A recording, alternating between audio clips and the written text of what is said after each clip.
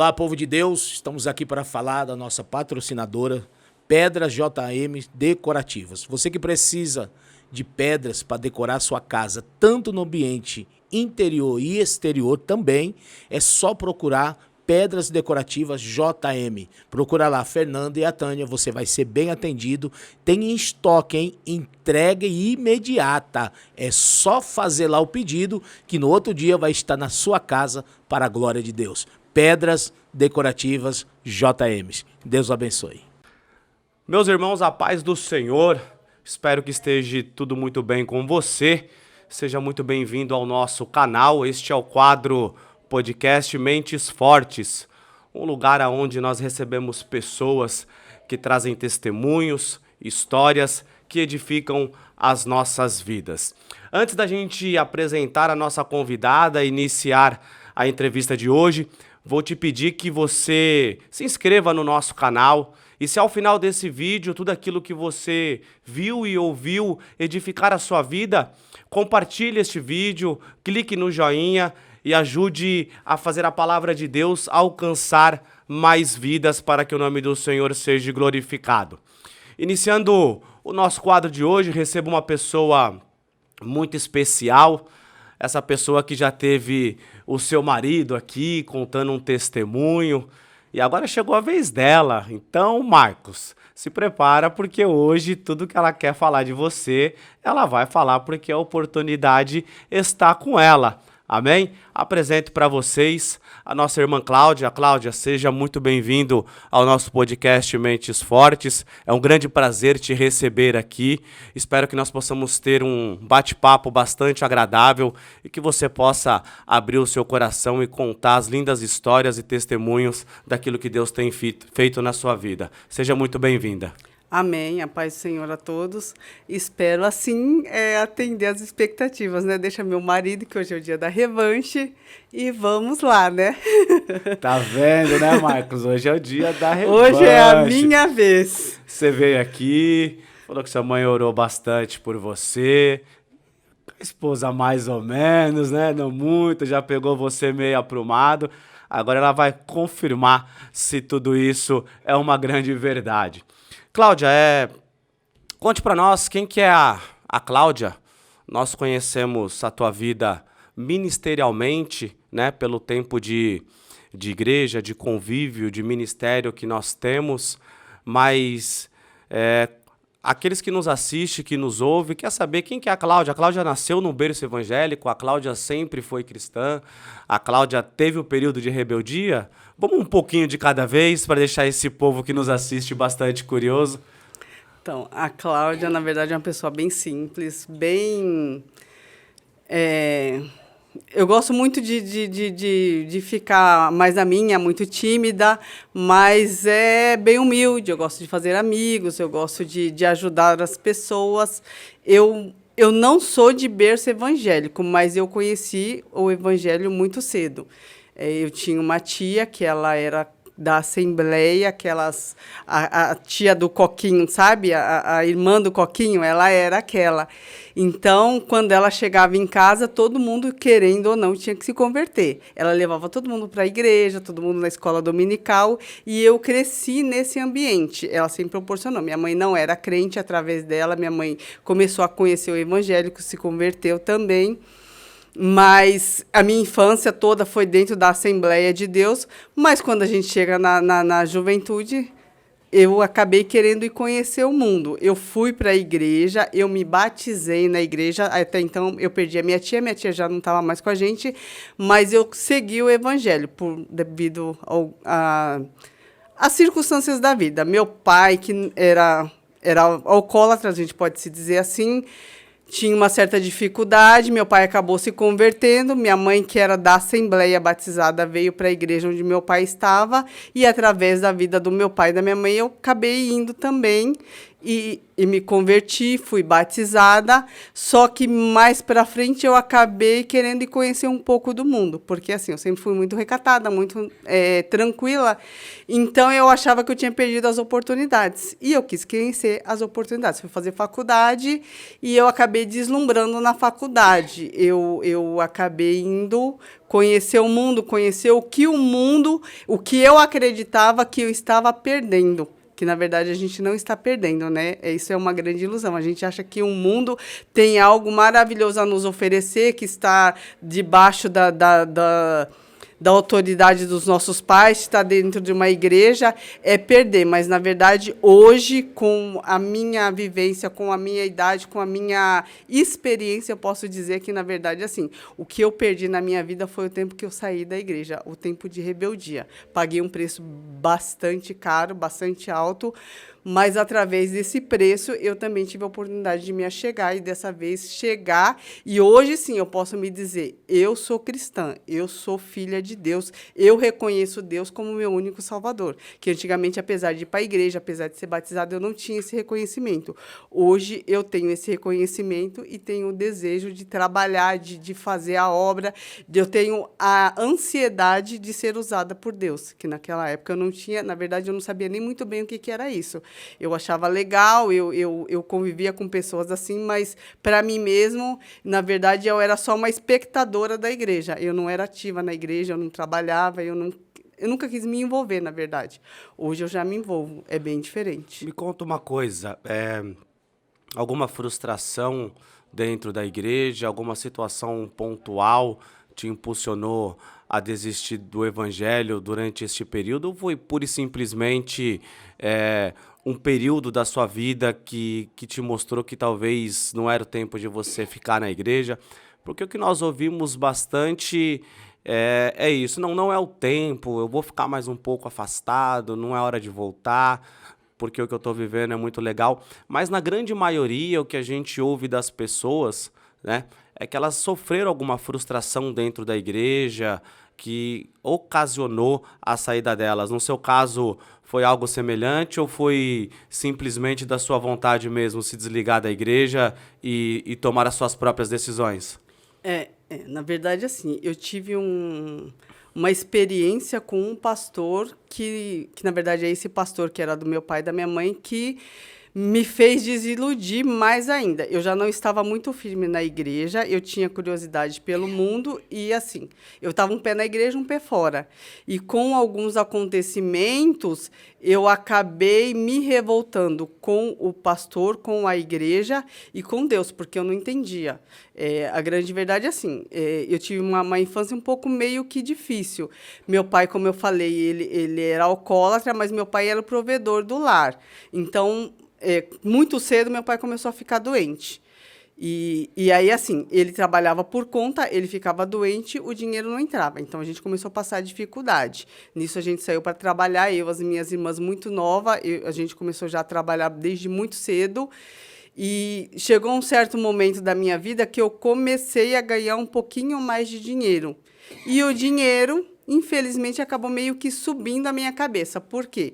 Quando eu comecei a ganhar dinheiro, eu comecei a me achar invencível. Eu comecei a achar que eu não precisava de mais nada, eu não precisava de mais ninguém, eu não precisava... Imagina, meu pai doente e muitas vezes, eu provia o que faltava, o que meu pai não tinha. Então, eu não precisava nem muito do meu pai, na verdade, porque meu pai precisava de mim.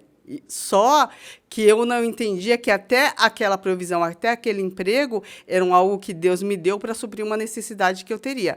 Meu pai ficou muito doente, ele teve uns abscessos e os médicos não descobriam. E cada vez pior, ele não tinha condições, porque, como eu falei, ele trabalhava por conta, meu pai era mecânico, ele trabalhava por conta. Se ele não trabalhava, se ele não arrumava carro, o dinheiro não entrava. Então, acabava que as minhas irmãs tinham que prover, muito mais eu e a Cleide, porque nós éramos mais velhas, a minha irmã mais velha. A minha irmã mais nova ainda não trabalhava, mas, era eu, minha mãe, e nós somos em 4 irmãos. Então, assim, eu sempre fui aqui, sempre, assim, apoiava a minha mãe, sempre chegava. Precisava de alguma coisa? Eu estava ali, eu sempre ajudava, eu sempre fazia. Só que eu fazia de uma maneira torta. tá precisando de ir no mercado? Eu vou no mercado. Só que vai comer o que eu quero, da forma como eu quero, vai comprar o que eu quero, na quantidade que eu quero, porque quem está pagando sou eu. Então, não sei muito bem. Hoje, naquela época, eu achava que eu era... Hoje eu entendo que não sei se era muito bem uma ajuda que eu dava, porque ao mesmo tempo que eu ajudava, eu humilhava, eu destratava. E aquilo foi criando uma proporção na minha vida muito grande, porque assim, eu era muito nova. Meu pai sarou desse período, ele foi trabalhar, Deus proporcionou um emprego para ele foi trabalhar de funcionário, só que aí ele voltou a ficar doente, que foi o que levou ele, na verdade, foi o que ele foi recolhido. Então, eu comecei a achar que eu era invencível, porque eu tinha, sei lá, 20 anos e com um salário que... Acho que muitos pais de família que convivem comigo hoje não têm aquele salário. Eu trabalhava muito, porque eu trabalhava no shopping, então eu trabalhava de domingo a domingo. Mas, em compensação, eu ganhava muito bem. Naquela época, o meu salário, por exemplo, acho que dava 2 do salário do meu pai, que era o provedor do lar.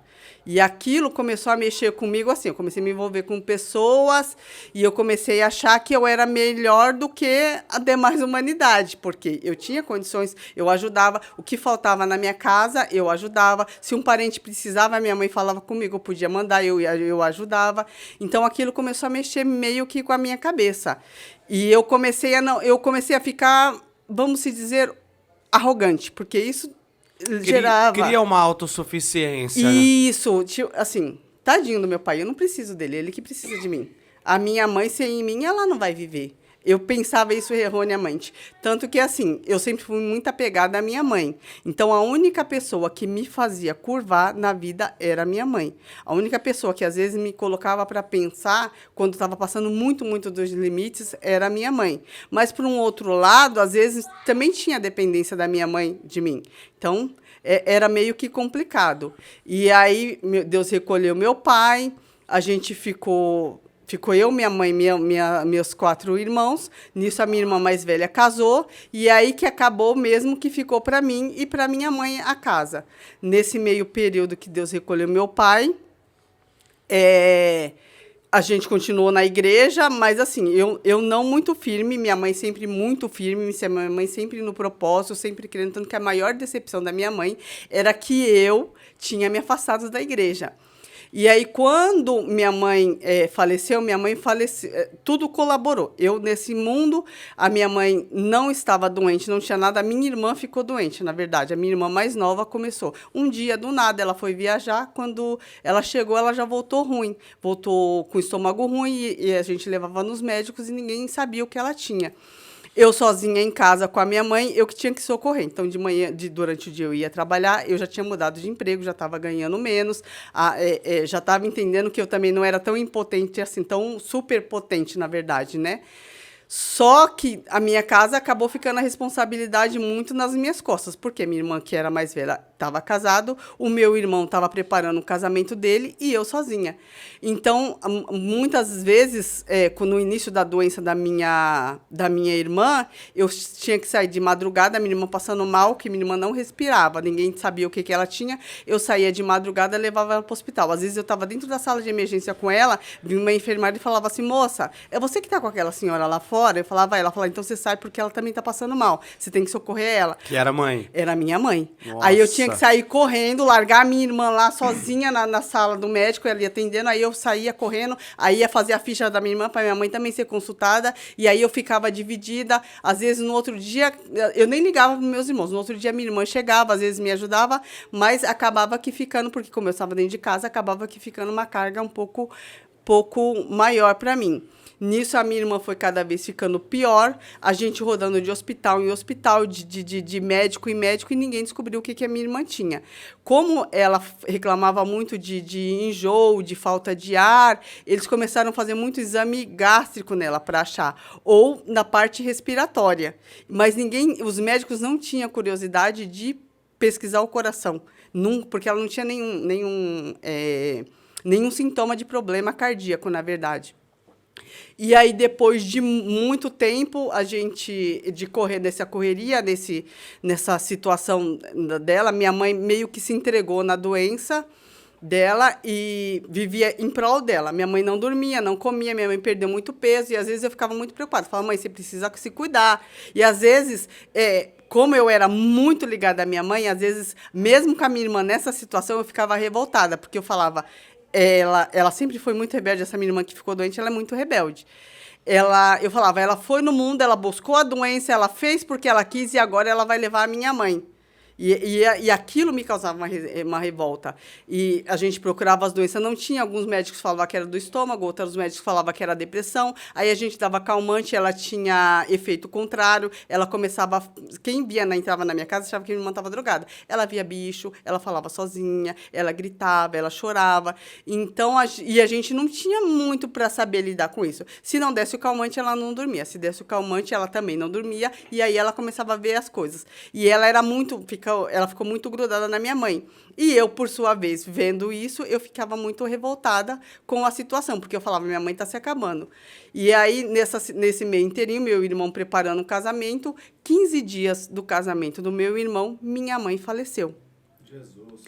Acordou, e assim, minha mãe foi nos médicos, como eu peguei muito no pé dela, minha mãe foi no médico, fez todos os exames, só que assim, na época ela falou, olha, você tá enchendo tanto para eu fazer os exames, você tá tão preocupada comigo, eu tô mais com você, porque eu fui no médico, o médico falou que tá tudo bem. Minha mãe já tinha problema cardíaco, mas ela é sempre muito controlada, sempre muito regrada, então ela falava assim, você não precisa ficar. Apesar de ter emagrecido muito, o médico falou que eu estou bem de saúde. E aí, quando ela falou isso, eu meio que relaxei, eu me tranquilizei. E nesse período, ela continua na igreja, então, assim, nessa época, a gente tem um amigo que é o Ivan, ele é o pastor da nossa igreja, o pastor da comunhão com Deus. Quando a minha irmã ficou muito doente, ele foi em casa e a gente começou a fazer uma campanha. Ele começou a fazer essa campanha na minha casa. E dias antes de tudo acontecer, assim, acho que 15 dias, não vou lembrar direito, mas acho que 15 dias, ele acabou a campanha e a minha irmã estava bem. Ele fez a campanha ele começou quando a minha irmã estava muito ruim e quando ele terminou, a minha irmã já estava bem, já estava andando, já estava falando, já estava saindo sozinha. E aí a minha mãe chamou a gente no final do culto, assim, conversando, aquela conversa de culto em casa, sabe, tomar o café. E aí eu lembro que minha mãe falou assim, olha, eu tô tão feliz por Deus e agradecer ao pastor Ivan pela sua vida, por tudo que você fez aqui, que se Deus me recolhesse hoje, eu ia embora feliz, porque ele tirou a minha filha da cama. E aí o pastor Ivan ainda riu, falou, dona Alice, a senhora ainda vai brincar muito com a gente, imagina, que coisa é essa? E ela falou, não, eu tô falando sério, se hoje Deus me recolher, eu vou em paz, eu vou feliz, porque eu vou com missão cumprida, sabe? E aí, passando 15 dias desse culto, o meu irmão foi pegar a chave do apartamento, tudo certinho para ir. Ele tinha comprado o apartamento que ele ia casar. Ele saiu de casa, foi buscar a chave, pegou o meu carro.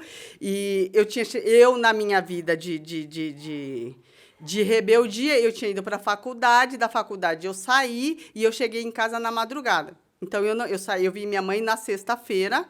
Quando eu saí da faculdade, minha mãe estava deitada, já eu não vi.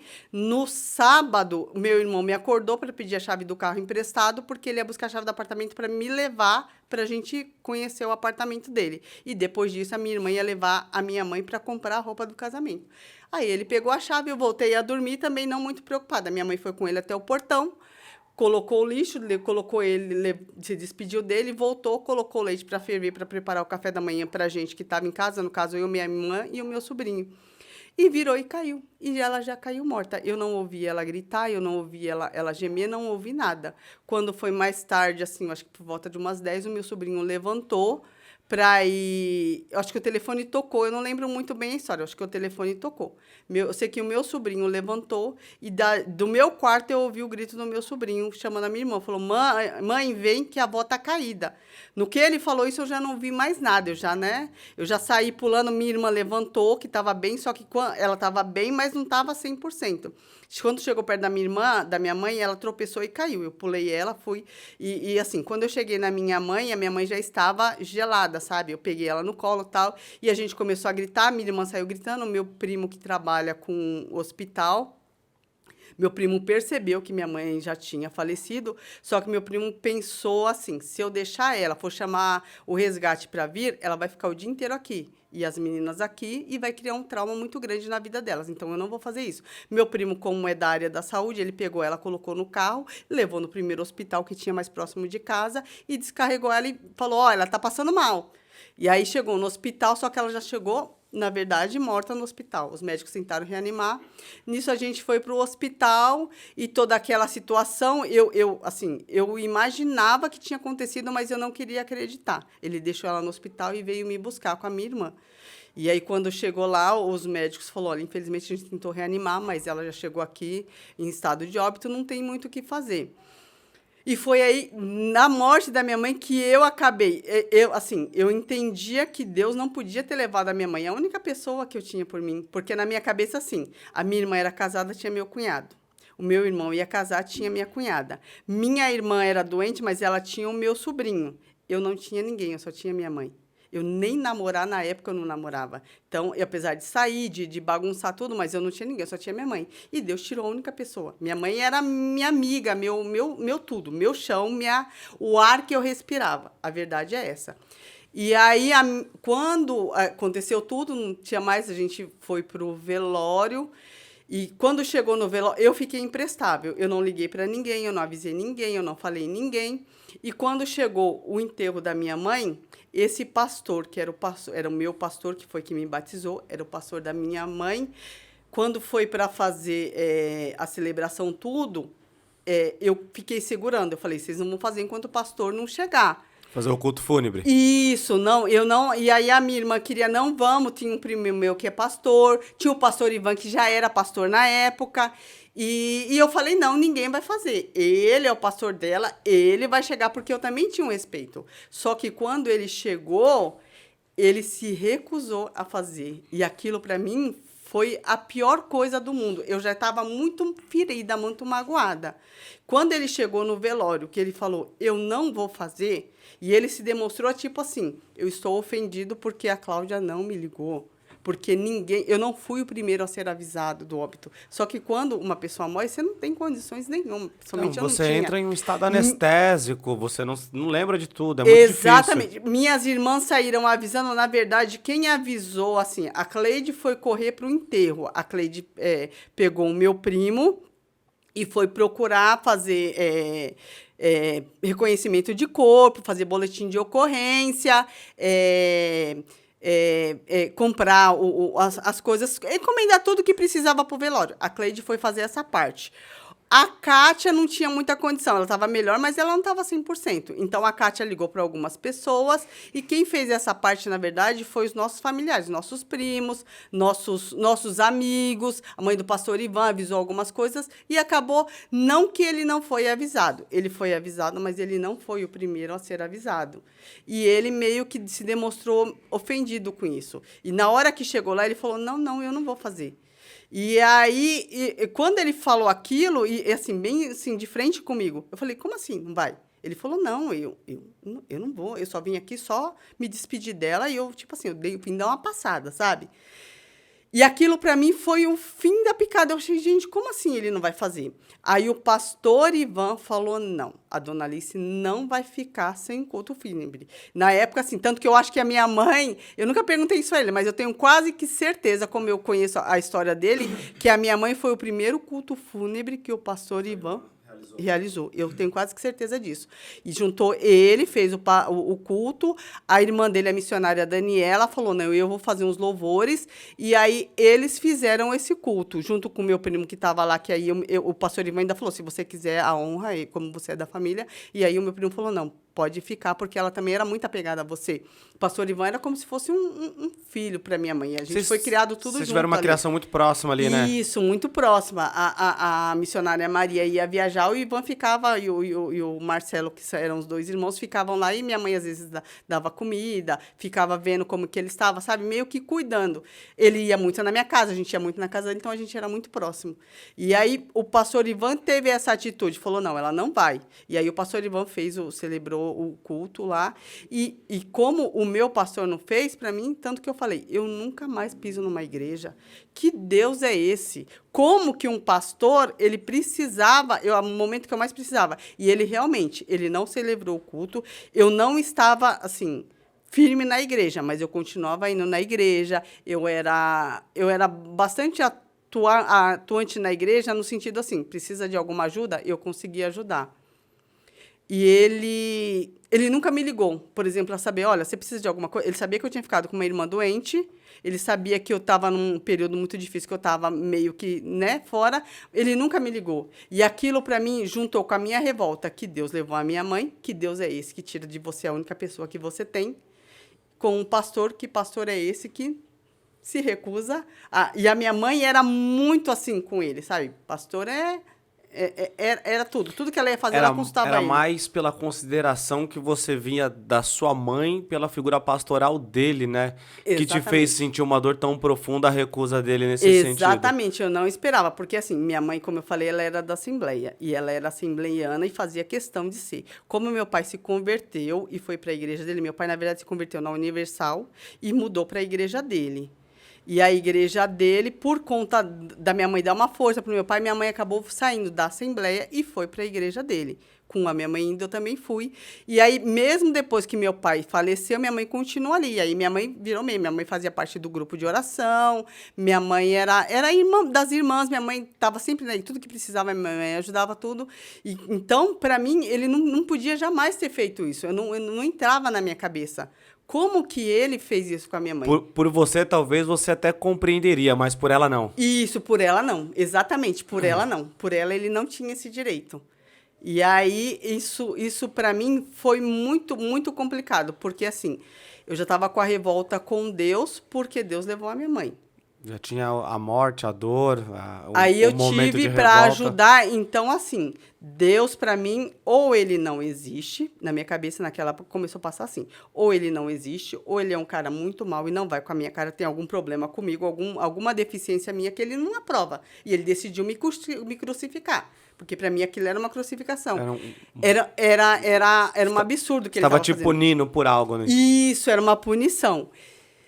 Somado ao pastor que se recusou, que crente é esse? Que irmãos são esses? Tudo que você não precisava ouvir e viver, né, naquele momento. Como, na minha concepção, a igreja tinha que ter me apoiado. Sabia que eu tinha ficado sozinha com uma irmã doente e a igreja nunca foi. Então, que igreja é essa? Como assim? Como que pode? Então, com isso, eu fui mais ainda. E aí eu parei de vez. Eu não ia mais para a igreja, eu não queria que falasse da igreja comigo. Às vezes o pastor Ivan me mandava mensagem, eu falava, ai, que saco. Criou um grande bloqueio. Exatamente. Eu não tinha nem paciência para conversar. Às vezes a gente ia, mesmo quando o pastor já estava... ele já estava começando o ministério, a gente congregava às vezes junto, às vezes eu ia na igreja dele, mas não era nada muito assim. Nesse meio período, passou acho que uns 15, 20 dias, meu irmão casou.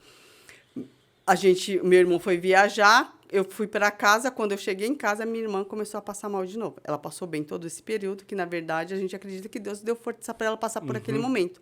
Quando eu cheguei em casa, da festa do meu irmão, minha irmã já começou a passar mal. E aí sim, porque quando assim, por mais que ela passava mal quando a minha mãe estava viva, nada perto do que depois que Deus recolheu a minha mãe. Então, as dificuldades começaram, assim, de uma forma... Eu fui tomada porque, assim, a minha irmã não dormia, eu tenho um sono muito leve, ela não dormia, não deixava eu dormir. No outro dia eu precisava ir trabalhar. Aí eu saía para trabalhar preocupada se ela ia sobreviver ao dia, porque ela tinha passado muito mal à noite. O meu sobrinho, que era criança e tinha que ficar na rua porque eu não tinha com quem deixar. Os vizinhos que tomavam conta dele. Um dava comida, outro mandava ele entrar para tomar banho. Chegava na hora de escola, outra vizinha falava, você precisa ir para a escola, porque sua tia, não, né, você precisa colaborar com a sua tia. E a gente foi meio que vivendo assim. O meu irmão foi viajar, quando voltou, ele foi morar na casa dele e a gente ali... nós três, na verdade, ficamos muito nós três ali. E aquilo, cada vez que a minha irmã passava mal, mais era uma revolta. Porque aí eu estava revoltada com Deus, estava revoltada com a minha mãe, porque na minha cabeça também ela quis ir embora. Como que assim? Falava, olha a mãe que eu tenho. Eu considerava tanto ela e olha a herança que ela me deixa. Uma moribunda para eu cuidar. Eu não mereço isso. Eu tenho uma vida, eu estou deixando tudo para cuidar da minha irmã. E eu realmente, assim, ela passava mal, eu tinha que ir levar para o hospital. Aí, às vezes, eu virava a noite inteira com ela no hospital, falava, ela vai melhorar. Eu saía com ela pior do que ela entrou, porque os médicos ainda estavam em processo de descoberta do que ela tinha. Até que, então, a gente conseguiu achar um médico que ele descobriu. Ela passou mal, eu levei ela no hospital, e um médico que estava plantonista na emergência era cardiologista. E aí ele decidiu fazer os exames cardiológicos dela. E aí ele descobriu. Nessa época eu levava ela tanto no público quanto no convênio, porque eu ficava tirando qualquer um, quem sabe que alguém me ajuda, né? E quando eu cheguei no hospital, eu lembro que o convênio, ele pediu a internação dela, porque ela estava muito mal, não podia voltar para casa, e o convênio negou a internar ela. Falou, não tem condições. Ela está em carência do convênio, não autorizou. E aí, esse médico, eu acredito assim, eu acredito não, eu tenho certeza, esse médico já foi um instrumento de Deus na minha vida. Ali Deus começava a cuidar de mim, só que eu não percebia. Por quê? Esse médico, sem me conhecer, sem conhecer a minha irmã, num final de plantão, porque ele precisava ir embora, que ele conversou comigo, ele me chamou no canto, ele falou, olha, a sua irmã está passando muito mal. O convênio não libera a internação dela. Eles querem que ou você leva ela no hospital público ou que você leva no hospital do convênio. Do convênio mesmo, porque eu levei um que não era, né? Era conveniado só. Só que eu quero que você senta aqui e me conta toda a história da sua irmã. E aí eu fui e contei. Eu falei, olha, só somos nós, ela passa muito mal, não sei o que lá. Aí o médico falou assim, olha, então eu vou explicar uma coisa para você. Hoje eu vou comprar uma briga. Eu vou combinar com você quando o convênio te ligar, porque o convênio vai te ligar. O que você tem que falar. Para você entender, na guerra que eu estou entrando, sem te conhecer por você, eu estou colocando hoje aqui o meu emprego em risco, porque eu posso ser demitido. Eu vou ligar para o convênio, eu vou dizer que eu não libero a sua irmã, que eu preciso fazer mais exames. E que se o convênio insistir, tem que vir de lá alguém da auditoria do convênio assinar a alta dela, porque eu não assino, eu não me responsabilizo. Eu vou dizer que a sua irmã vai morrer. Se você tirar ela daqui para levar para o hospital, ela não tem condições de chegar no hospital. Tem risco de morte. Tem risco de morte. E aí ele me instruiu tudo quando o convênio ligado, a gente falar, porque assim, o convênio dela acho que tinha menos de 2 anos. E o convênio não queria, porque é doença pré-existente. E não era pré-existente porque ela não começou a passar 2 anos antes. E aí o médico falava, eu preciso dos exames para comprovar que não é pré-existente. Mas com esse sintoma, como é cardiológico, o convênio está alegando que é pré-existente. Então, ele não quer. Como eu falei que eu não libero, ele quer que transfira. Só que a sua irmã não tem condições de ser transferida. E se ela for transferida, dependendo de quem ela pegar, eles vão dar alta e você vai ter que levar para casa. Então, eu preciso que você... ele me perguntou quando ela começou a passar mal, como que foi, tudo. E aí ele falou, olha, eu preciso que você conte toda a verdade para mim, para gente, para eu poder te ajudar. E em cima dessa história, ele foi e comprou a briga. Ele falou, olha, não tira. E realmente ele bateu o pé e falou, não tira. Com isso, o convênio, nessa briga do médico e do convênio que tira, não tira, ele cancelou a ida embora dele, ele ficou no hospital, ele meio que se internou junto com a minha mãe, com a minha irmã. E ele começou a vasculhar a minha irmã. No inteirinho de tempo, ele começou a fazer exames que ninguém nunca tinha feito. E aí, esse médico descobriu que o coração da minha irmã tinha crescido. Tinha crescido demais. E aí, ele me chamou e falou, olha... A minha irmã ficou por um tempo internado, ele conseguiu descobrir todo o problema dela, todo o diagnóstico, não descobriu a causa, mas ele descobriu o problema. E aí, depois, ela ficou, acho que, alguns dias nesse hospital, não ficou muito tempo. Aí ele me chamou de novo e ele falou, olha, eu fiz tudo o que eu podia, agora eu não tenho mais como segurar a sua mãe, a sua irmã. Porque se eu segurar ela aqui, eu realmente vou perder. O convênio já está me ameaçando, o hospital, direção, eu fui chamada na direção, porque se eu continuar com ela aqui, eles vão me demitir. E aí o próximo médico que vir, de qualquer forma, vai dar alta para sua mãe, para sua irmã. Então, você precisa levar. E aí ele me explicou, ele falou, olha, o coração da sua irmã cresceu, a sua irmã não respira, por quê? O coração dela cresceu, perdeu a capacidade de bombear o sangue. Se ele não bombear o sangue, os rins não funcionam, porque ele não manda o sangue para os rins filtrar. O pulmão dela encharca de água, porque o coração não funciona e não tem a capacidade de funcionamento, então o pulmão encharca, por isso que ela sente muita falta de ar. Mas você precisa levar ela para um outro hospital. Você vai tirar ela daqui e você já leva. E aí eu levei ela para um outro hospital do convênio. Nessa briga, assim. Aí eu levava ela para o hospital, chegava lá, ela passava mal, às vezes ela ficava 2, 3 meses internada. Chegou uma época que ela não queria mais ir para o hospital. Às vezes ela estava muito, muito ruim, eu falava, você vai para o hospital? Ela falava, não, eu tô boa. Ela não conseguia falar, mas ela fazia... Não, porque Aquele ambiente já tinha saturado ela, né? Isso. Períodos muito, muito longos dentro de um hospital. Exatamente. Ela, nessa situação, eu trabalhando para manter a casa, manter ela no hospital. Então, assim, foi acabando também os meus recursos. Eu já não tinha aquele emprego que eu tinha antes, que eu ganhava muito bem. Eu tinha um emprego já mais modesto, já ganhava menos. E eu comecei... Quando a minha mãe faleceu, eu estava com a vida redondinha, tudo bem. Só que eu comecei a me encher de dívida. Por quê? Vem... água, luz, comida, remédio, transporte com ela, porque eu tinha que ter condições de transportar ela a qualquer hora do dia ou da noite. E chegou um momento da nossa situação assim que eu não tinha mais dinheiro para nada. Às vezes eu levava ela para o hospital, mas eu não tinha dinheiro para voltar para casa. Eu ia orando. Apesar de estar revoltada com Deus, mas eu ia orando. Senhor, eu preciso voltar para casa. E nisso... criou-se além da revolta com Deus, criou-se em mim uma depressão. Eu desenvolvi um quadro de depressão. Eu já tinha, assim, eu acho que uma predisposição e eu acabei ficando muito mais, porque eu não aceitava aquela vida, eu não aceitava aquela condição. Eu, sozinha na vida, com meu sobrinho largado, com a minha irmã moribunda, eu sem dinheiro para nada. Então, eu comecei a pensar que eu entrei num estado assim que eu comecei a pensar que o problema não era da minha irmã, o problema era meu. A minha irmã só está doente porque Deus permitiu para me afrontar, para me machucar. Então, eu comecei a acreditar isso. E eu comecei, como eu era conhecedora da palavra, os suicidas não herdarão o reino dos céus.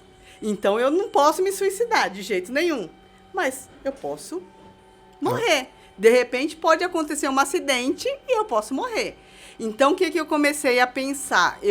Na época, eu já tinha meu carro, eu dirigia, eu andava igual louca, assim.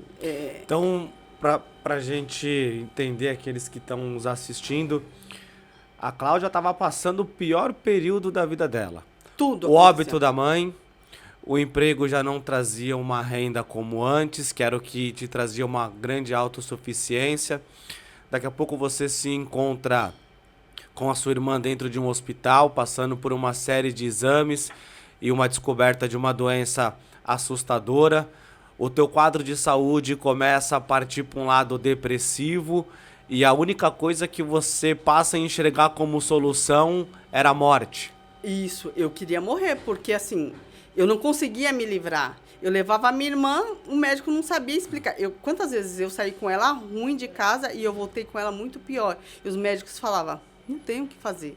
A gente não entende, porque a gente não tem nem remédio. Eles falavam que os sintomas não tinham nem nada a ver com o tipo de problema que ela tinha. Tinha descoberto que era do coração, mas os sintomas não eram do coração.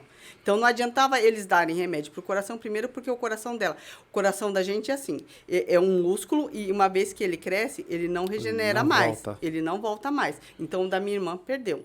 Aí, eles começaram a fazer para ver se descobria por que o coração dela cresceu. Não, fizeram muitos exames, viraram ela aos avessos, mas ninguém conseguia encontrar o motivo. Não acertavam o remédio que fazia ela ter uma condição melhor, uma vida mais confortável, porque os médicos falavam, voltar jamais. O coração dela perdeu a capacidade, que foi, depois de muito tempo, descobriu-se que ela só tem 16% da capacidade cardiológica dela. Foi aí que ela entrou, para vocês terem uma ideia, hoje ela está na fila de transplante. Só que, assim, que essa também foi uma outra coisa que me ajudou na depressão. Por quê? Quando a minha irmã foi entrar na fila de transplante, a assistente social me chamou. Falou, olha, ela vai entrar numa fila de transplante, mas ela não pode ficar num lugar, ela não pode ficar numa casa que tenha umidade, ela não pode ficar numa casa que tenha muita poeira, ela não pode comer qualquer coisa, ela não pode dormir em qualquer lugar. E eu já estava vivendo assim no limite. Falei, como que eu vou providenciar tudo isso para minha irmã? Não tem como. Eu não sei nem como que eu vou fazer. E aí, o que a médica me falou? Assistente social, na verdade, ela falou, você vai levar ela para casa, não vou te falar o dia e a hora, mas vai uma assistente social na sua casa ver as condições. Se descobrirmos que você não tem condições de manter a sua irmã em casa, ela vai ter que vir morar dentro do hospital. A gente vai internar ela sem data. Quando falou isso para minha irmã, Eu prefiro morrer. A minha irmã preferia a morte do que ficar dentro do hospital. Ela ia ter que ficar lá, não tinha como ver. Nesse meio período, nesse inteirinho deles vem, não vem, veio uma chuva, minha casa encheu de água. Eu saí para trabalhar, aquela chuva de verão, sabe? Que dá de tarde. Quando eu cheguei em casa, meu guarda-roupa cheio de roupa, minha casa cheio de água, minha casa, o quarto onde a minha irmã dormia, ela estava em cima da cama e a cama nadando dentro da água. Eu tirava a água de dentro da minha casa de balde. Eu moro no alto, até hoje veio por cima. Então, não é que tem enchente e enche, não. A água veio de cima. Chovia mais em casa do que eu tirava de balde e jogava. Tudo que não poderia ter dentro de casa por conta da saúde Isso. da irmã. Aí, para ajudar, exatamente, para ajudar, eu perdi minhas roupas todas, eu perdi meu guarda-roupa, eu perdi móveis, eu perdi sofá, eu perdi um monte de coisa. Para ter uma ideia da situação, eu cheguei num extremo de ter que pegar o colchão, onde a minha irmã dormia, colocar embaixo da mesa da cozinha, porque era o único lugar que não chovia na minha casa, para minha irmã dormir embaixo da mesa. Deitava eu, ela e meu sobrinho ali, embaixo da mesa. E quando eu via aquela situação, eu falava, não, é muita coisa. Ninguém nesse mundo merece passar por isso. Ninguém nesse mundo merece. Então, a única alternativa é eu morrer. Deus podia ser pelo menos legal comigo e me levar. E aliviar a Já dor. que ele não me deixa, olha a minha revolta, olha onde chega a revolta do ser humano. Já que eu não posso tirar minha própria vida, porque senão eu vou por um lugar muito pior do que eu estou aqui, então ele podia aliviar minha dor e tirar. E aí nessa mesma época, tudo colabora. Eu tenho um primo eu tinha, aliás, um primo que dirigindo, ele perdeu o controle do carro, o carro dele caiu dentro do córrego Aricanduva e ele morreu afogado. Ele não conseguiu sair dentro do carro. Aquilo para mim foi o estopim. Eu falei, é isso, é assim que eu vou morrer. Então eu pegava o meu carro, eu tinha uma amiga que morava em São Mateus, eu moro na Vila Formosa, então eu pegava Aricanduva. Meu carro eu enchi de multa, porque eu pegava aquela Aricanduva 140, 160 por hora, porque eu falava, assim eu vou perder.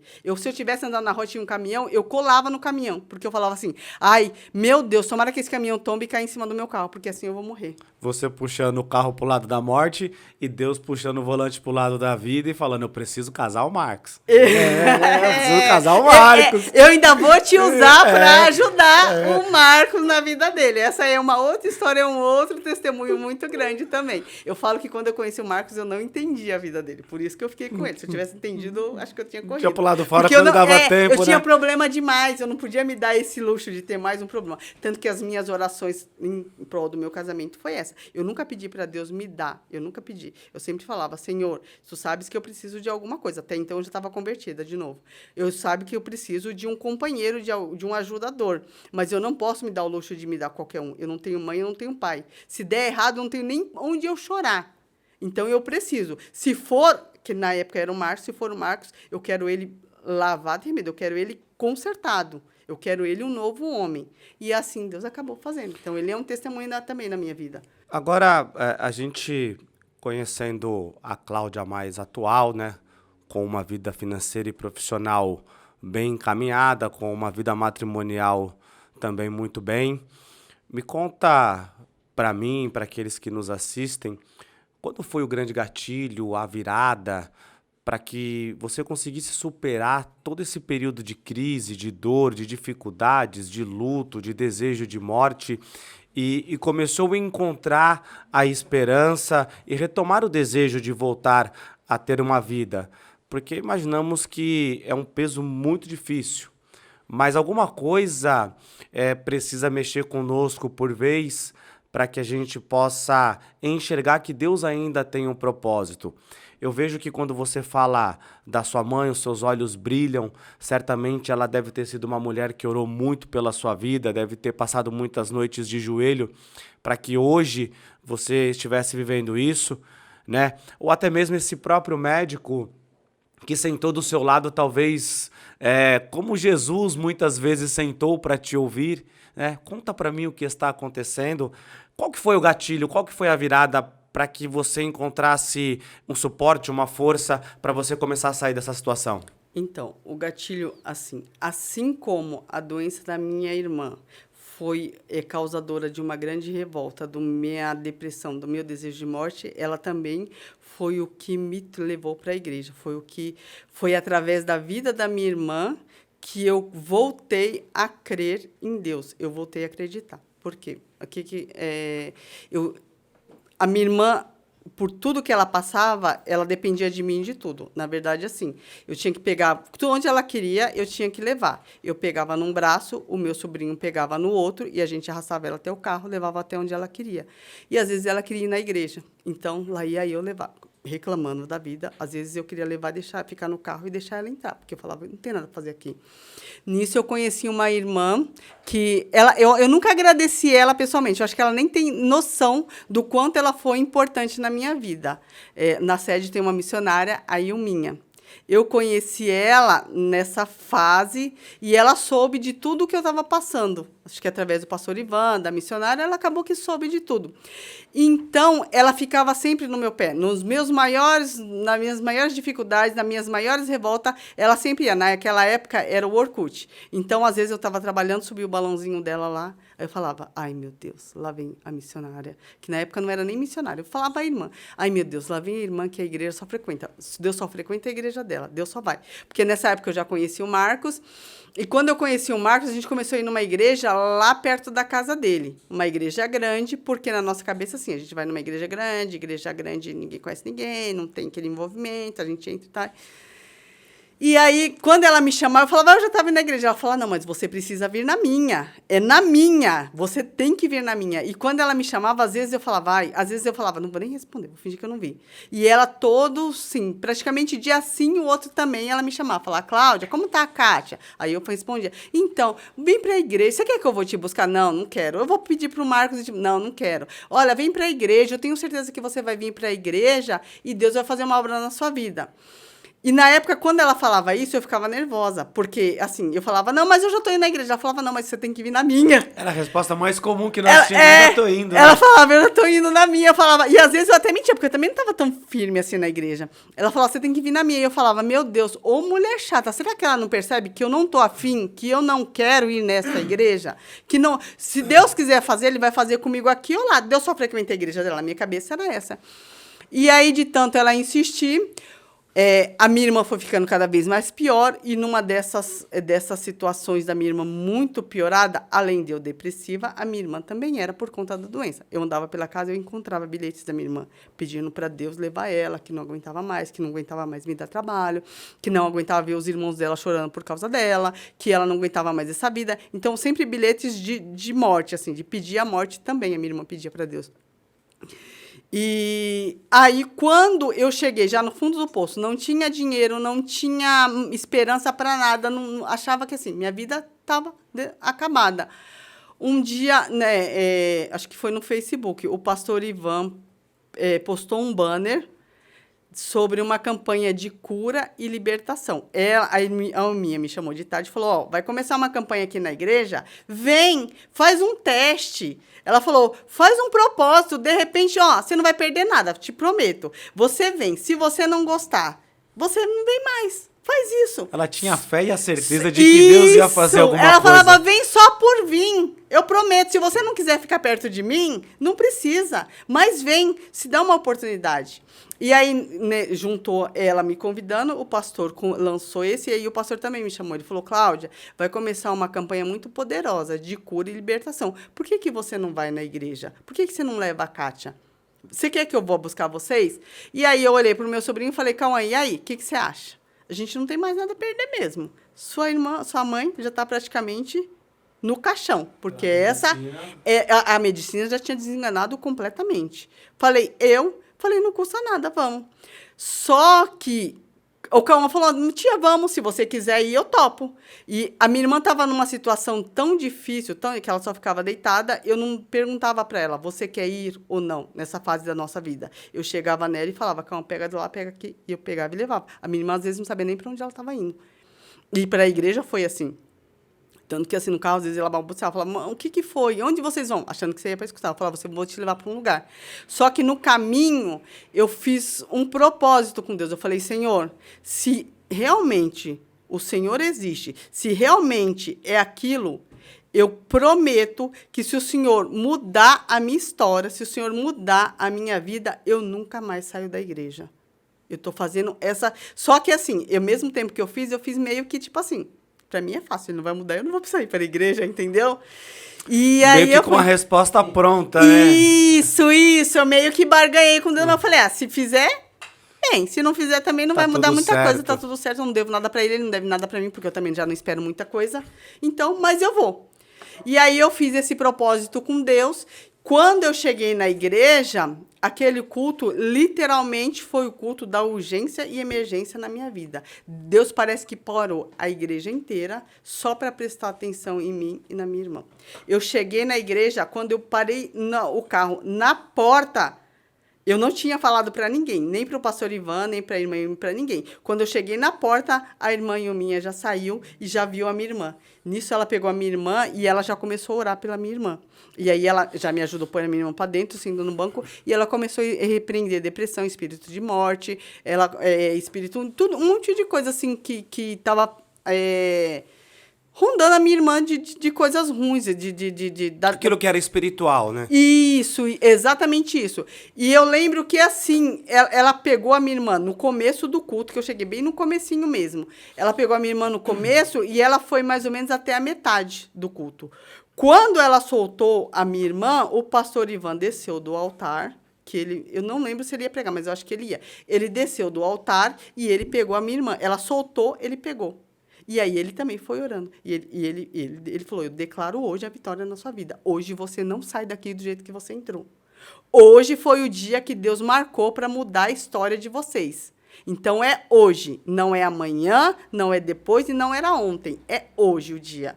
E aí, como eu falei para vocês, eu peguei a minha irmã igual um trapo.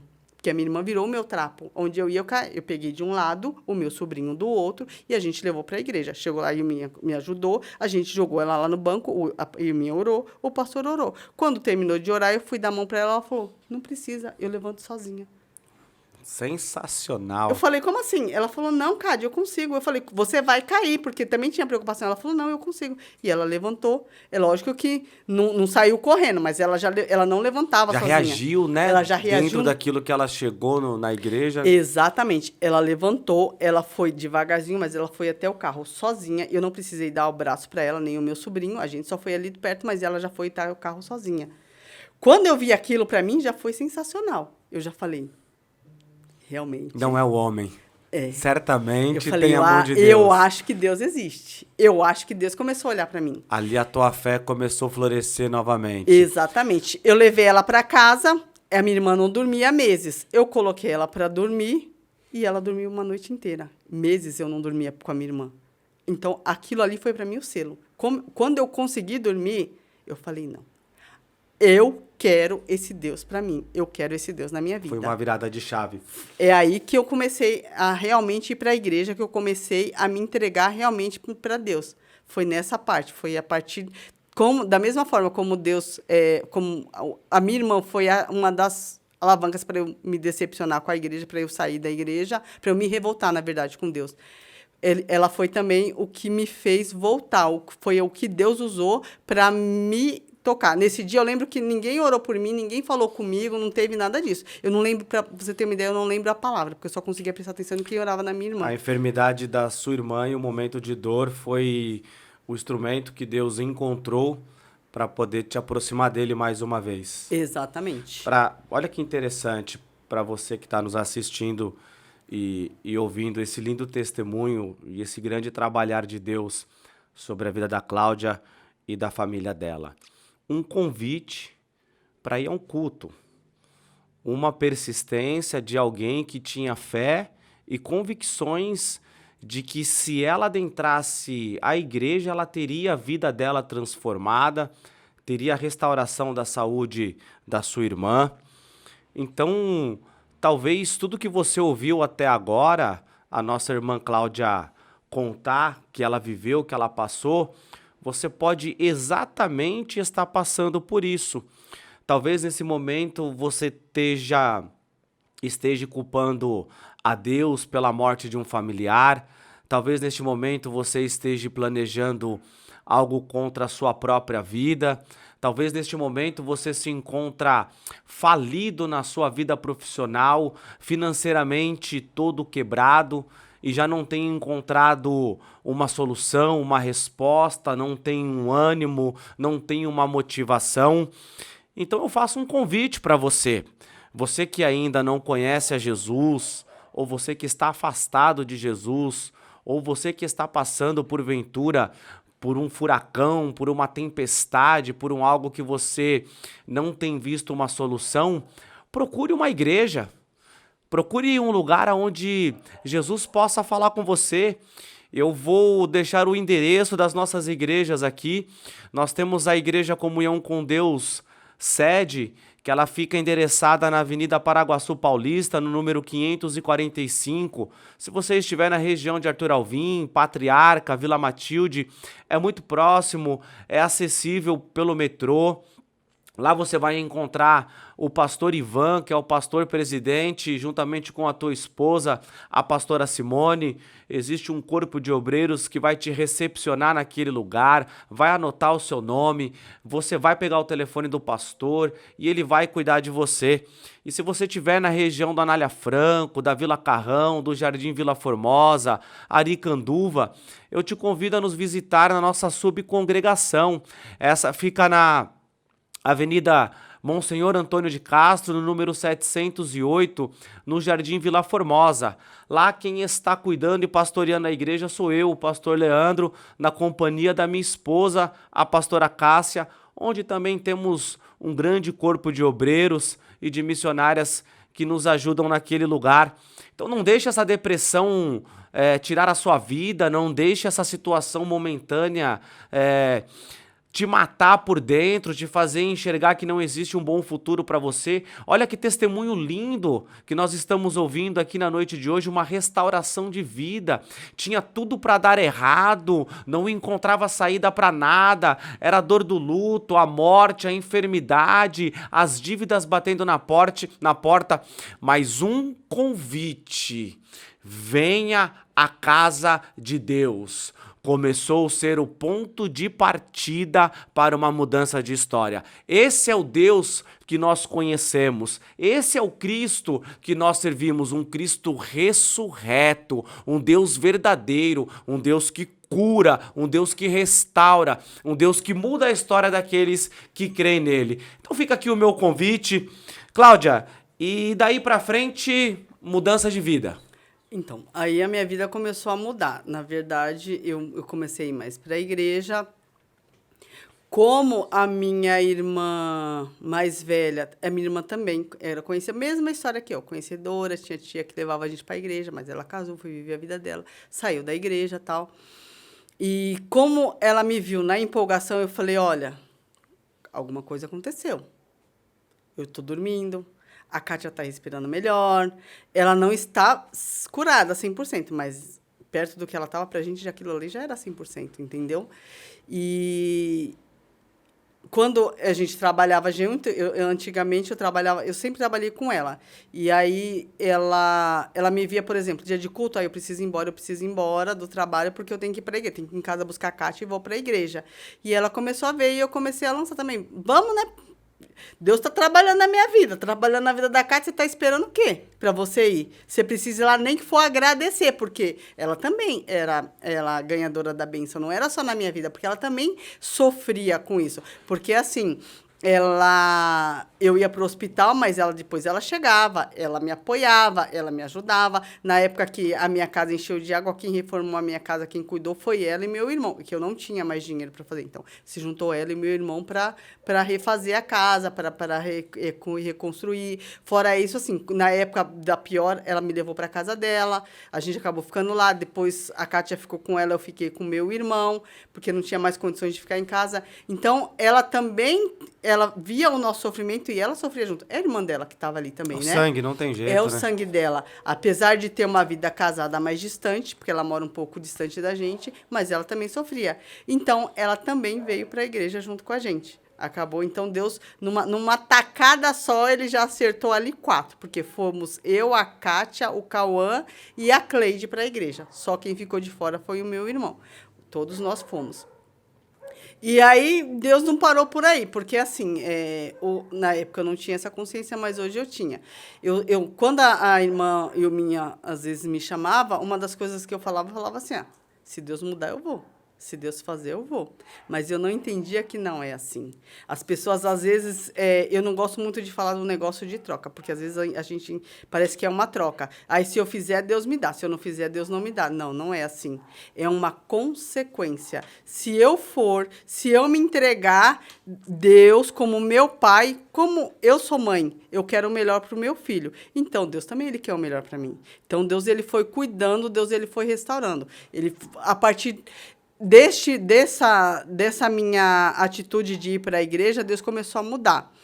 Eu era infeliz com o meu trabalho, que também tinha mais esse problema. Eu trabalhava junto com a minha irmã, na mesma coisa que eu trabalho hoje. Só que eu não gostava de trabalhar lá. Lá a gente era muito humilhada, os nossos patrões eram muito rudes. Eles eram assim, vocês têm que dar graças... Vocês são umas mortas de fome, tem que dar graças a Deus que eu deixo vocês trabalhar na minha empresa. Mais ou menos aquilo que você tinha se transformado lá atrás quando você ganhava um pouquinho melhor, né? Isso. Meu ex-patrão, ele não acreditava em Deus. Eu não sei como que tá agora, mas na época não estava. Quando eu fui trabalhar lá, eu ainda era da igreja. Esse processo foi todo passado lá nessa empresa. E, às vezes, quando ele sabia que eu era da igreja, ele parava assim em frente da minha mesa e ele olhava para mim assim, porque ele sabia que o meu salário lá era pouquinho, né? E ele olhava assim para mim, ele batia no bolso e falava assim, Deus, meu Deus tá aqui, ó. E aí ele tirava aquele pacoteira de dinheiro e falava, olha aqui, meu Deus, esse aqui é meu Deus, esse aqui não pode faltar na minha vida. Esses crente besta fica levando o dízimo pro pastor, não sabe do que tá perdendo, ou, sabe, passando fome e sustentando o pastor. Olha que absurdo. Ele não falava diretamente comigo, mas ele falava para me afrontar, porque ele parava bem em frente da minha mesa e fazia isso, Ele sabe? mexeu na tua situação, mexeu na tua religião. Isso. E mesmo quando eu me desviei, eles sabiam, porque assim, era uma empresa de família, era o marido. E a esposa tinha, eu e a minha irmã que trabalhava lá, tinha uma outra moça. Então, é uma empresa pequena. Então, todo mundo sabia muito da vida de todo mundo. Ele sabia que eu não estava mais firme na igreja, eu sabia. Mas, mesmo assim, ele ainda era afrontoso, sabe? Ele sempre cutucava de alguma forma. E Deus, ele tem uma forma tão, assim, de agir. Esses dias eu fui dar uns conselhos para o meu sobrinho que, na época, ele se batizou, só que hoje ele está no mundo.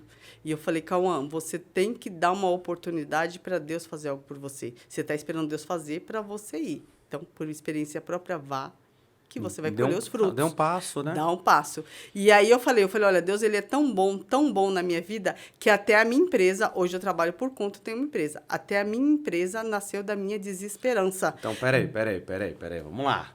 Quer dizer, então, que de toda aquela frustração financeira, o declínio, a doença, um trabalho com um salário limitado, passando por afronta pela fé que você professava dentro daquele lugar, hoje a Cláudia tem uma empresa, trabalha para si mesmo. Trabalho por conta. É disso que nós estamos falando, de um Deus que honra a quem honra Ele. Ele cuida nos mínimos detalhes. Eu falo que Deus ele conhece a gente no oculto e no profundo.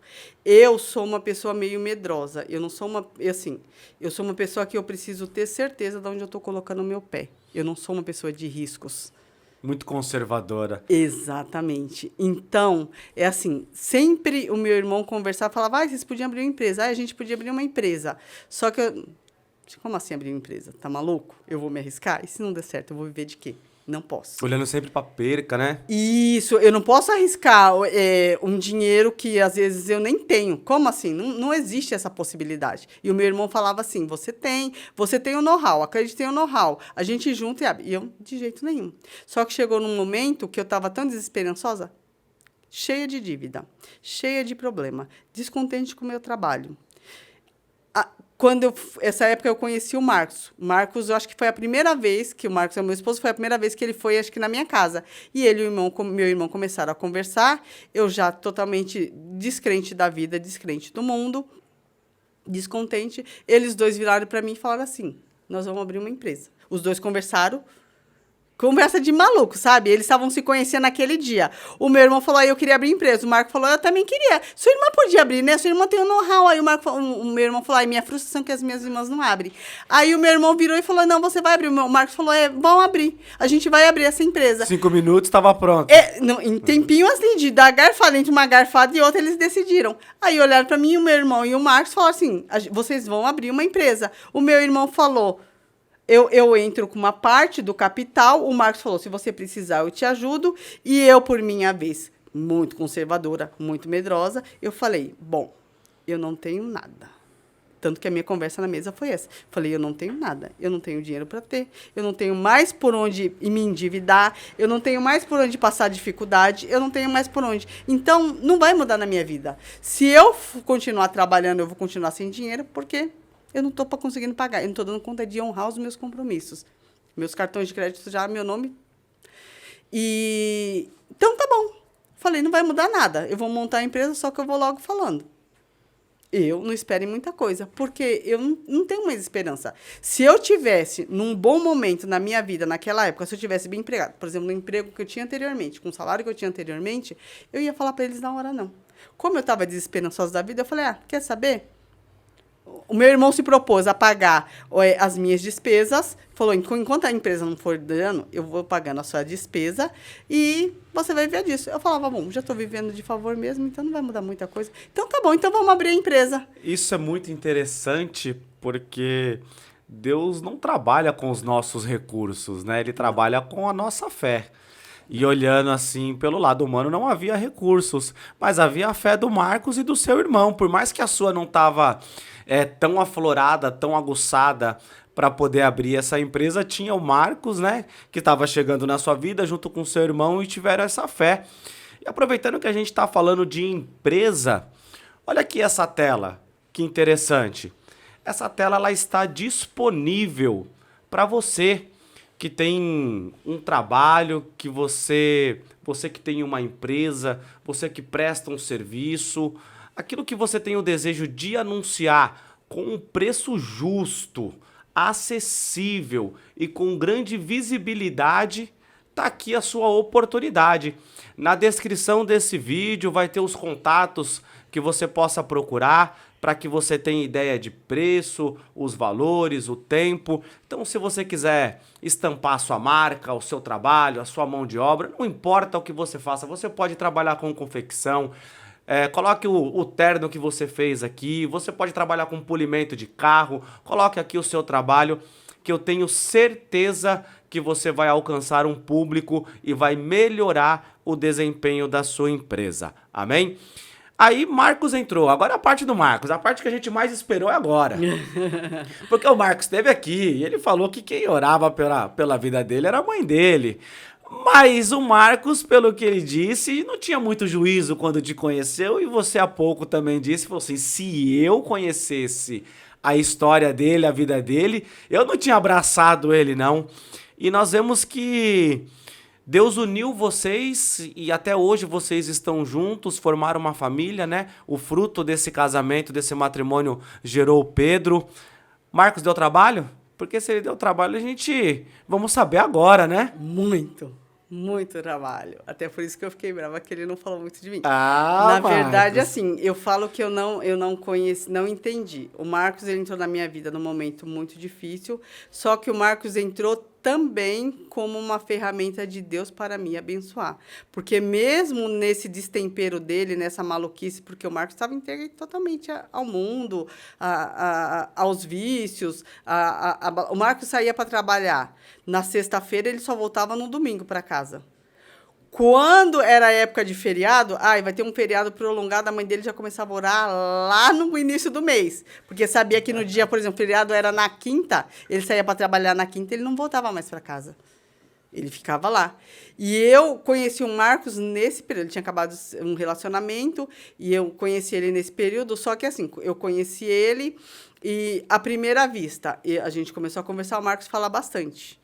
Eu já sou mais introvertida, sou na minha. Quando eu lembro que, assim, primeiro dia que a gente começou, e ele falou, e eu quase não falei nada. Eu falei, gente, porque eu sempre tive dificuldade nos meus relacionamentos por isso, né? Porque eu sou muito quieta. E aí eu falei, gente, esse é o homem da minha vida, porque ele fala por mim e por ele. Pronto. Ele não vai nem me cobrar. O que eu tenho de falta, ele tem de sobra. Exatamente. Eu falei, eu não preciso nem falar, porque ele fala por mim e por ele. Ele fala tanto que ele não percebe que eu não falo. E aí a gente começou. O primeiro dia que a gente saiu, a gente foi no barzinho, o telefone dele tocou e ele não atendeu. Olha como que são as coisas. Ele não atendeu. Aí eu estranhei. O telefone dele tocou de novo, ele não atendeu. Eu falei, esse cara é casado. Eu falei, tinha que ter alguma coisa de errado. O cara deve ser casado. Por quê?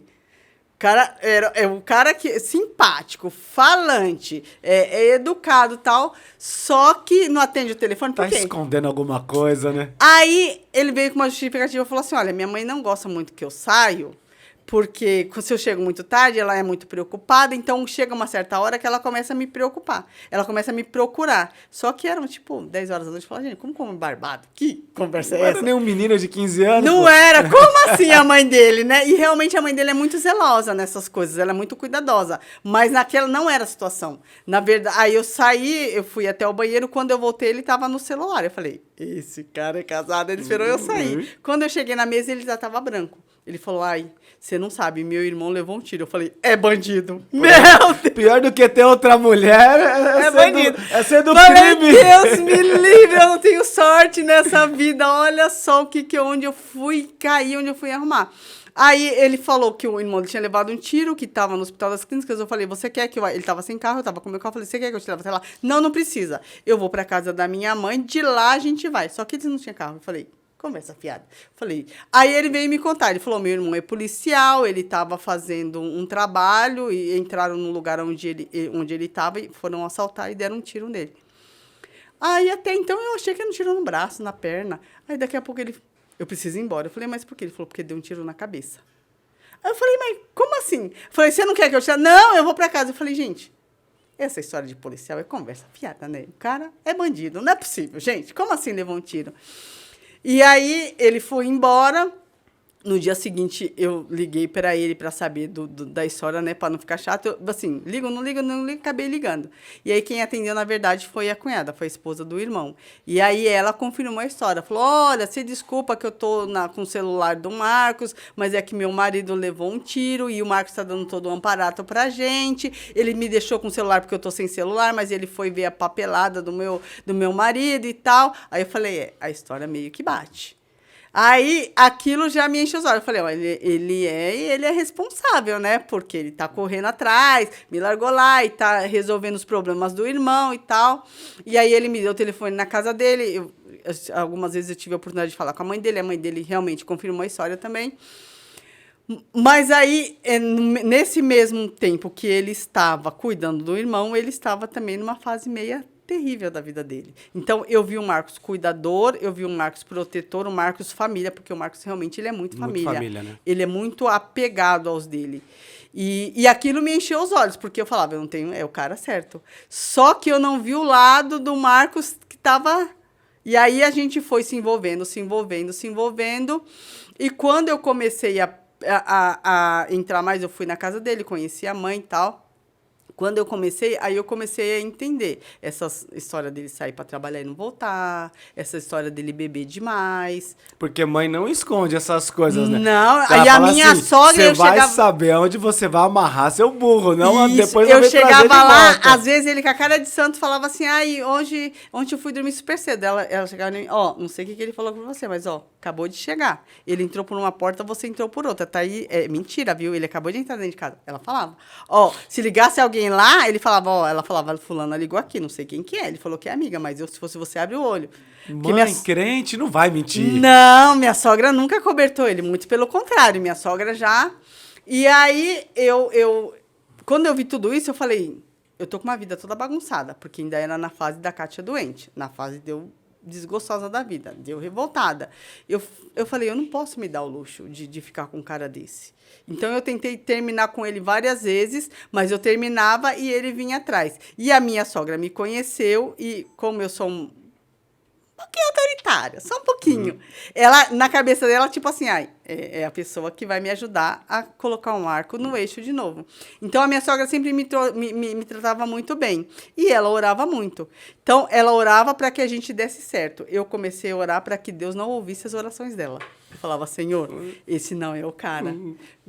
Senhor, não ouça. Eu sei que a dona Luísa é uma pessoa digna, ela é merecedora, mas não ouça, eu não posso. Não, Quer casar o Marcos, mas não é Isso, comigo. porque eu ia lá, ela já ficava programando o casamento tudo. Eu falava, não é comigo, eu não posso, não pode.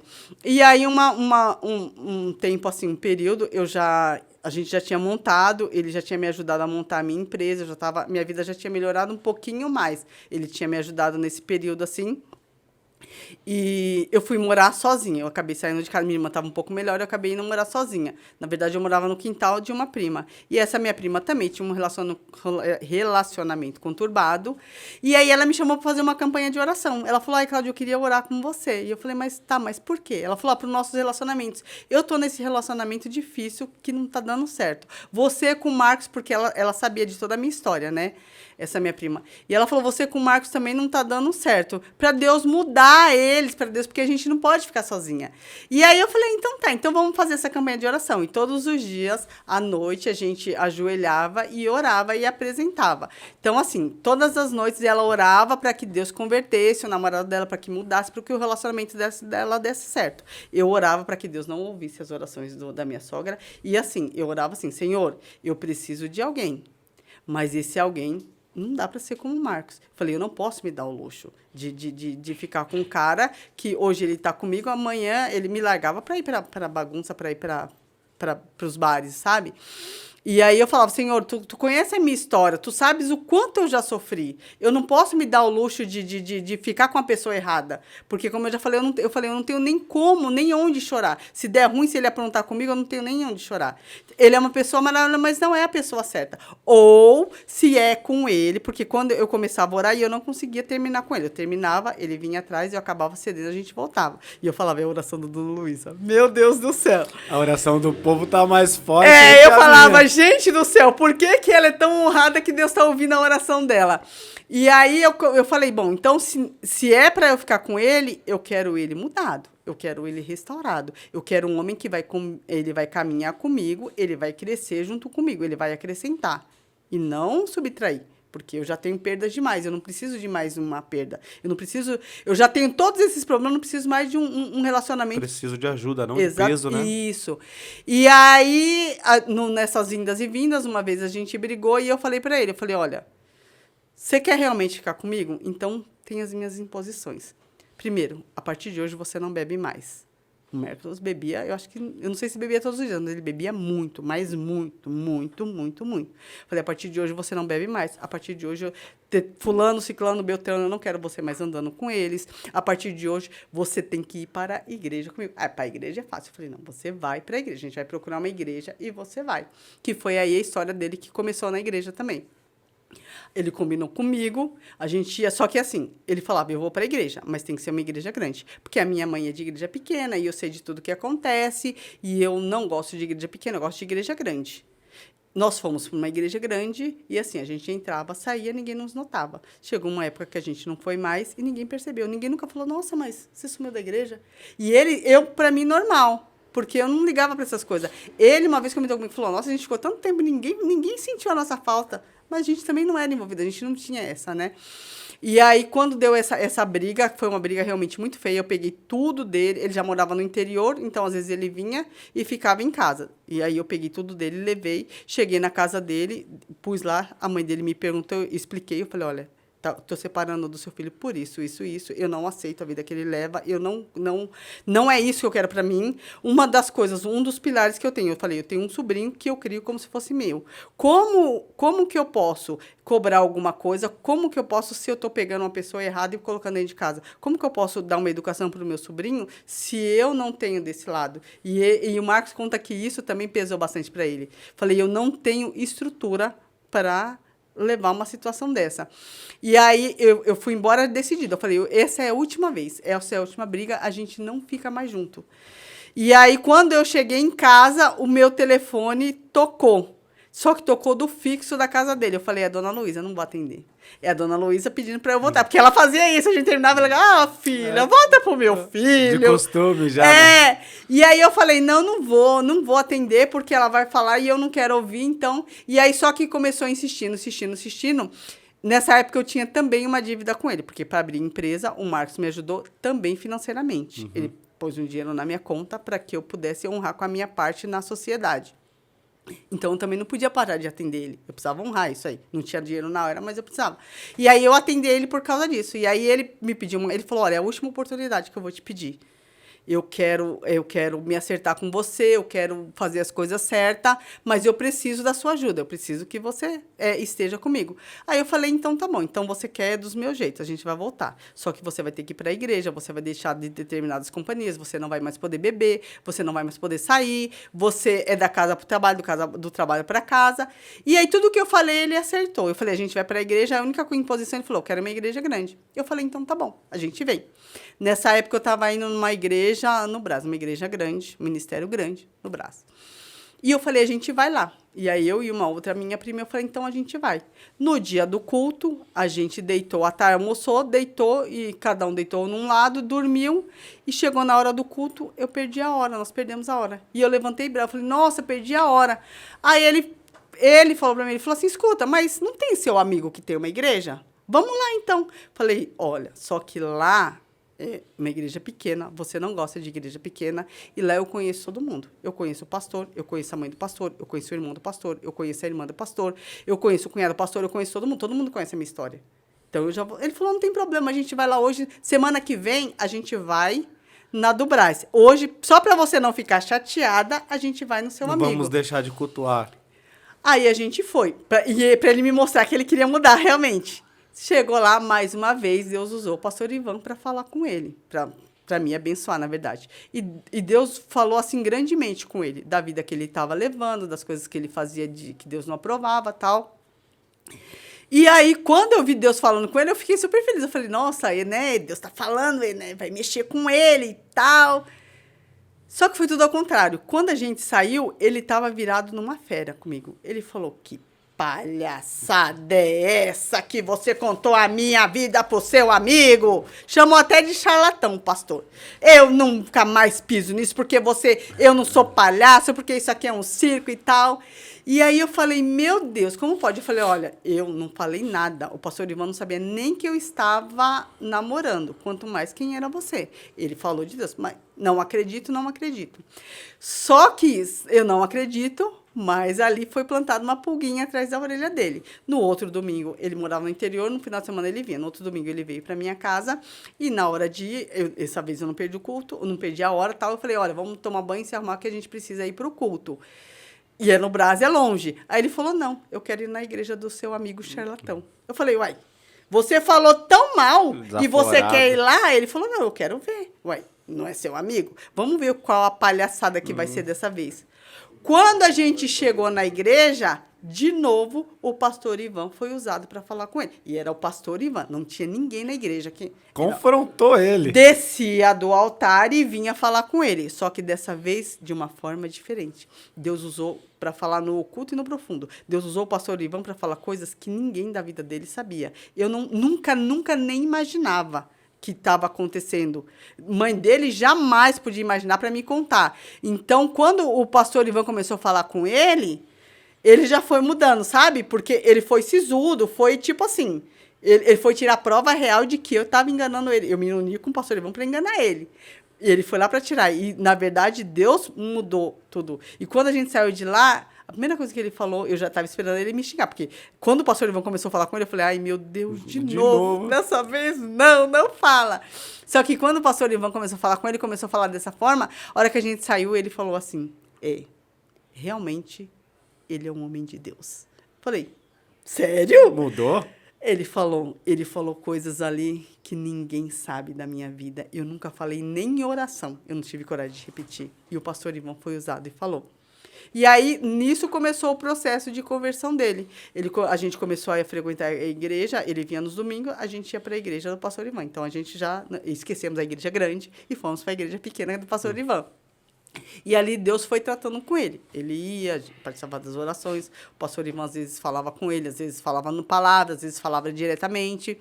E Deus foi trabalhando na vida dele, na conversão dele. Ele começou a fazer umas provas com Deus. Deus também foi mostrando que era na vida dele. Ele passou por um processo no trabalho dele. Deus providenciou um novo, tudo, teve toda uma mudança. E aí foi aí que ele se converteu. Hoje, e assim, o homem que só queria ir na igreja grande, porque a igreja pequena é mais difícil, é mais complicado, tem sempre a panelinha, e ele não aceitava de jeito nenhum. A gente foi para a igreja do pastor Ivan, ficamos lá por 9 anos, quando o pastor Leandro abriu a sua igreja lá, abriu a sede, uma igreja muito pequenininha. Ele foi sozinho visitar, eu não fui. Quando ele chegou em casa, nós já casados, ele falou, será que o pastor Ivan vai ficar chateado se a gente mudar de CNPJ? Eu falei, mas como assim mudar de CNPJ? Aí ele falou, é porque eu fui lá no pastor Leandro, a igreja está muito pequenininha e tal, e eu queria ficar lá, eu queria dar uma força para o pastor Leandro. Eu queria estar junto dele, né, sabe? Eu não sei porquê, ele falou, eu gosto do pastor de graça.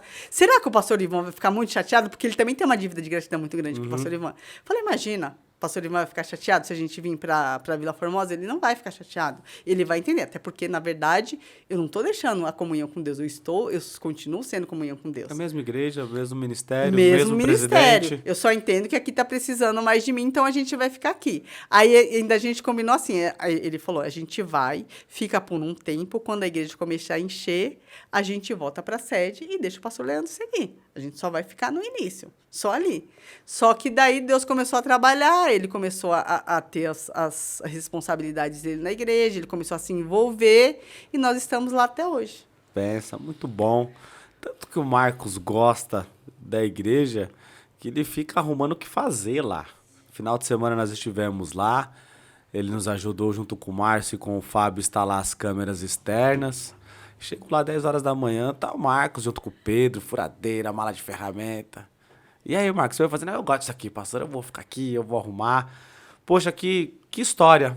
Confesso que me surpreendeu positivamente. Nós sabíamos um pouco, né, através daquilo que a Kátia pregou num culto da semana passada ou retrasada, né? Inclusive, Kátia, você é a próxima a vir aqui. A Cleide também não vai escapar. Nós queremos conhecer a história de vocês, tá?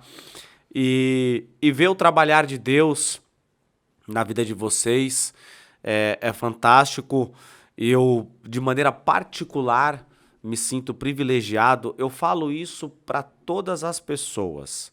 Se Deus tivesse me dado a oportunidade de eu escolher pessoas para caminhar comigo nessa obra, eu não teria escolhido pessoas tão fantásticas como Deus escolheu e colocou do meu lado para me acompanhar nessa obra. Vocês me conhecem de muito tempo, vocês me viram se tornar um obreiro, um diácono e passar todo o processo até se tornar um pastor e pastorear uma igreja.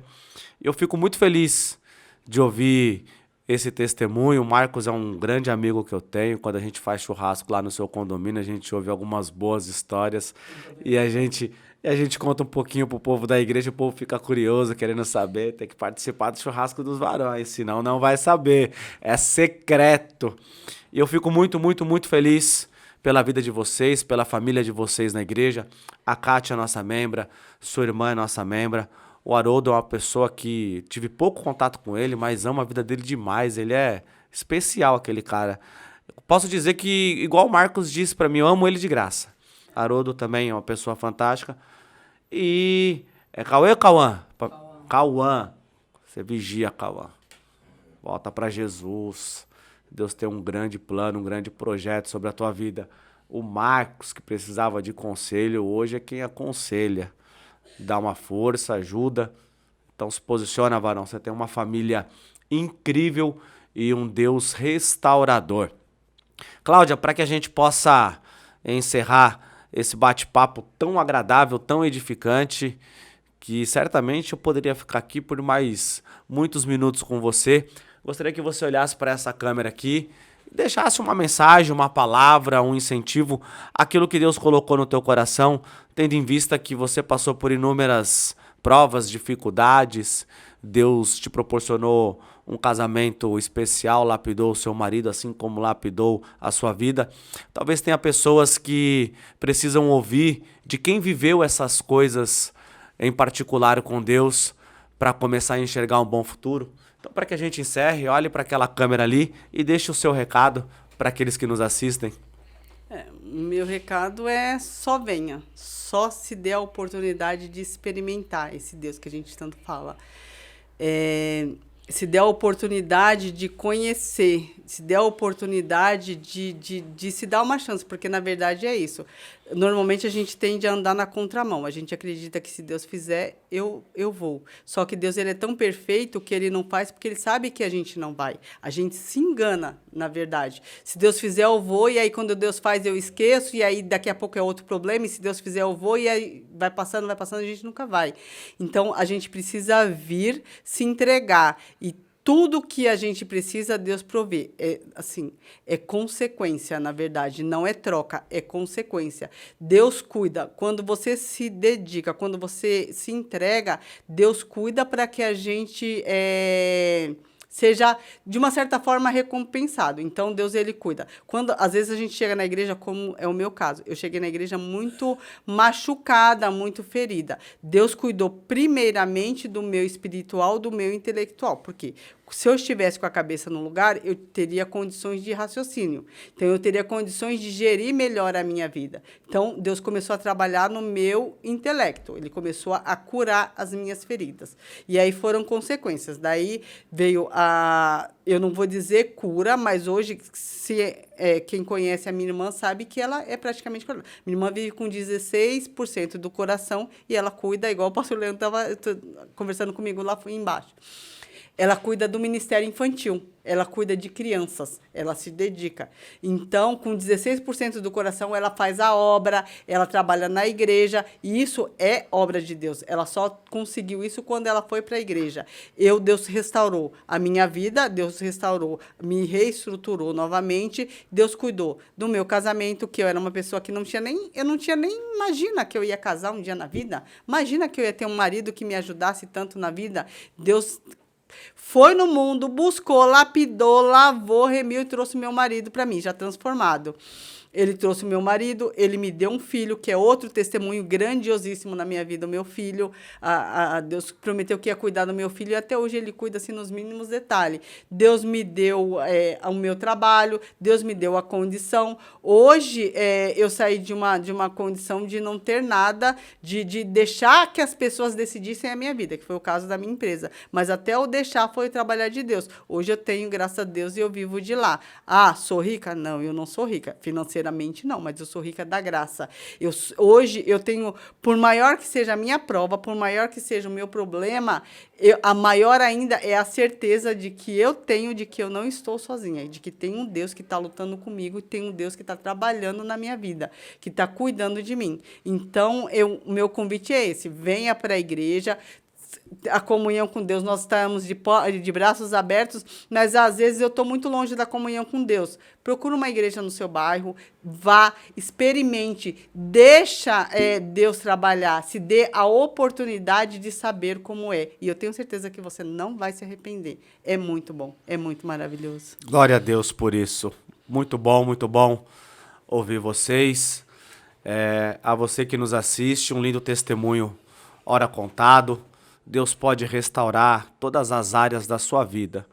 Apenas dê o primeiro passo, aceite o convite dessa tua tia que tanto insiste para você ir pro culto, aquela tia chata, que não desiste de você. Isso é um privilégio, meu irmão, ter alguém assim do seu lado. Vença essas barreiras, esses obstáculos e vá ao encontro de Cristo, porque Ele está no mesmo lugar com os braços abertos, te esperando. Nós encerramos por aqui mais um quadro, mais um podcast Mentes Fortes.